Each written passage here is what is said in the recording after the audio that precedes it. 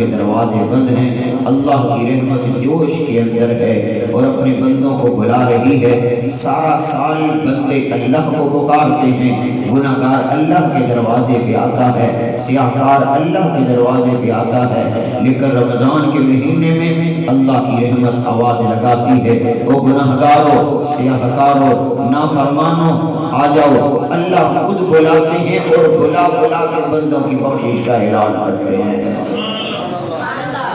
یہ رمضان مبارک کے مہینے کی برکات ہے۔ اور پھر قرآن اور رمضان، قرآن اور صاحب قرآن، سبحان اللہ۔ قرآن ایک وہ ہے جو کتابی شکل میں ہے، ایک قرآن وہ ہے جو انسانی شکل میں ہے۔ کتابی شکل میں قرآن وہ ہے جو ہمارے پاس موجود ہے، لیکن جو انسانی شکل میں قرآن، چلتا پھرتا قرآن جو حضرت عائشہ صدیقہ کے حجرے مبارک کے اندر ہے، جسے دنیا حضرت محمد مصطفیٰ کہتی ہے۔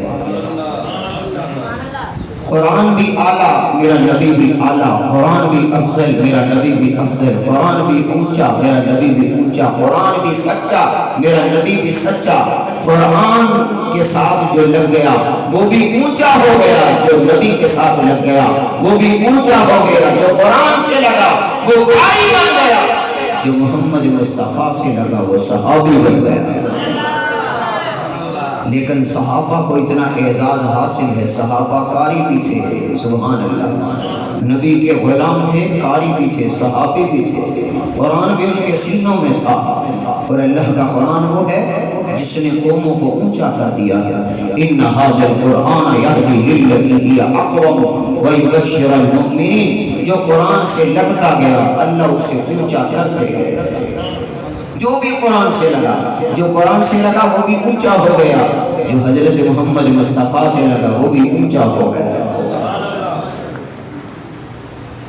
امام الانبیاء سرور قرآن ساقی کوثر شافی محشر اللہ کے قرآن کی تلاوت کر رہے ہیں، حرم پاک کے اندر قرآن پڑھا جا رہا ہے۔ مکہ کے کافر بھی امام الانبیاء کا قرآن سننے کے لیے آیا کرتے تھے، اللہ کے قرآن کی تلاوت سنے بغیر انہیں رات کو نیند نہیں آتی تھی۔ آج ہمیں راتوں کو نیند نہیں آتی، گھروں میں چین نہیں آتا، گھروں میں سکون نہیں آتا، وجہ کیا ہے؟ ایک ہی وجہ ہے کہ ہمیں قرآن سے دوری ہو گئی۔ آج ہمارے گھروں میں قرآن نہیں، دکانوں میں قرآن نہیں، اور قرآن پاک کی تلاوت نہیں، کارخانوں میں قرآن کی تلاوت نہیں۔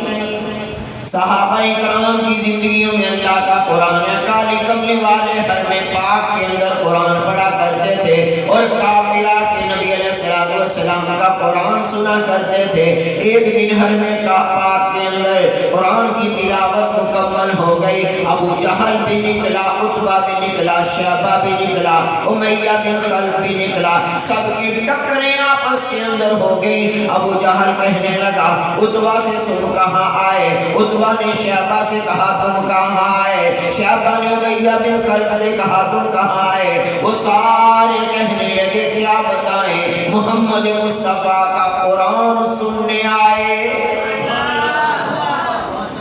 ابو جہل نے کہا یہاں کھڑے ہو کے قسم کھاؤ، سارے قسمیں کھاؤ، آج کے بعد تم محمد کا قرآن سننے نہیں آؤ گے۔ ابو جہل نے بھی قسم کھا لی، عتبہ نے بھی قسم کھائی، شیبہ امیہ بن خلف نے، سارے کافروں نے قسم کھا لی۔ دوسرا دن ہوا، رات کا وقت ہے، ابو جہل اپنے بستر پہ کروٹیں لے رہا ہے، شیبہ اپنی بستر پہ کروٹیں لے رہا ہے، امیہ بن خلف اپنے بستر پہ کروٹیں لے رہا ہے۔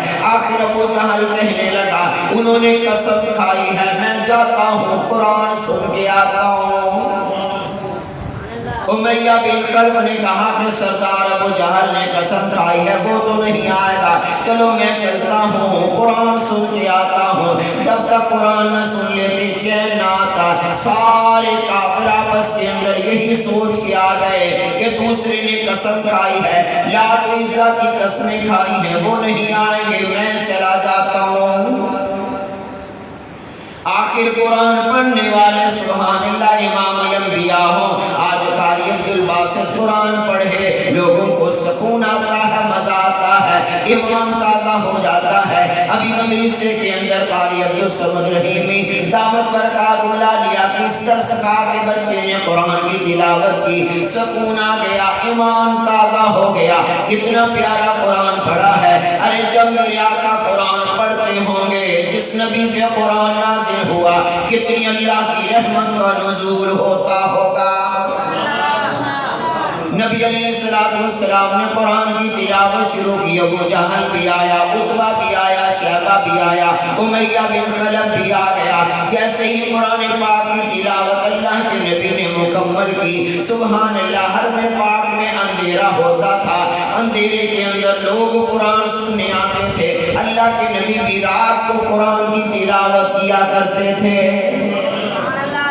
آج ہم اس نبی کا کلمہ پڑھنے والے ہیں، آج کا نوجوان راتوں کو اٹھ کے 3 گھنٹے کی فلم تو دیکھ سکتا ہے، 3 گھنٹے فلم دیکھنے کا وقت ہے۔ آج میری ماں بہن کے پاس ڈرامے دیکھنے کا وقت ہے، کون سی قسط چل رہی ہے سارا پتہ ہے، قسط دیکھنے کا وقت ہے۔ اگر میرے اور آپ کے پاس وقت نہیں ہے، اللہ کے قرآن کی تلاوت کا وقت نہیں۔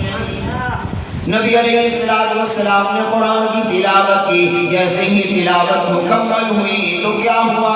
ابو جہل کی ٹکر عتبہ سے ہو گئی، عتبہ کی ٹکر شیبہ سے ہو گئی، شیبہ کی ٹکر امیہ بن خلف سے ہو گئی، سارے مشرک دوبارہ اکٹھے ہو گئے۔ ابو جہل کہنے لگا، تم نے تو قسمیں کھائی تھی کہ ہم کل کو نہیں آئیں گے۔ وہ کہنے لگے، سردار جی تم نے بھی تو قسم کھائی تھی، تم کیوں آئے ہو؟ ابو جہل کہنے لگا، پھر میری بات سن لو، لات و عزہ کی قسم ہے، مجھے رات کو اس وقت تک نیند نہیں آتی جب تک میں محمد بن عبداللہ کی زبان سے قرآن نہ سن لوں۔ ارے اس وقت کا کافر اور مشرک بھی قرآن کی تلاوت کر کے سوتا تھا، آج کا نوجوان کنجریوں